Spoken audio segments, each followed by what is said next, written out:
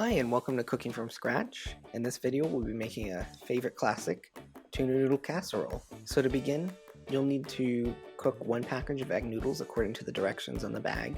And while the noodles are cooking, you can start preparing your noodle sauce. So to prepare the sauce, you need 1 cup of milk, as well as a can of cream of mushroom and a can of cream of chicken soup. And to that we're also going to add half teaspoon of salt, half teaspoon of pepper, as well as a teaspoon of onion powder. And we're going to whisk this all together until it's nicely combined.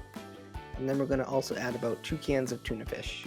And you're just going to stir in the tuna fish until it's nicely combined. Next, we're going to take our sauce and add it to our cooked noodles.